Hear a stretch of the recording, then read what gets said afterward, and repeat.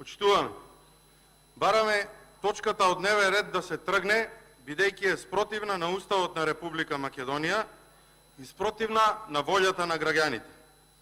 Со овие измени на Уставот, од формално правен аспект, се кршат темелните вредности на Уставот, уставниот поредок и се кршат неколку членови од Уставот. Преку оваа точка се брише не само името на Република Македонија, туку и историјата и културата на државата. Пратениците се представници на граѓаните во собранието на Република Македонија, а граѓаните на референдум пратија јасна и недвосмислена порака дека се против договорот со Грција и против промената на името на Република Македонија. Референдумот за промена на името беше неуспешен. Од тука сите народни избраници, собранието како распишувач на референдумот, владата како извршна власт и сите други институции не смеат да ја газат волјата на над 1.200.000 гласачи кои на овој договор му ставија точка.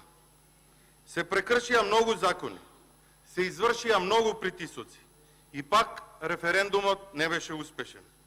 Да не заборавиме, ние сме тука во овие клупи по избор на граѓаните.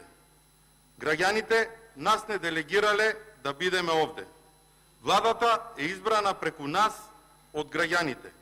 Сега, кога на референдум за важно прашање, граѓаните ти испраќаат порака дека не сакаат да се промени името, ние сме должни тоа да го почитуваме.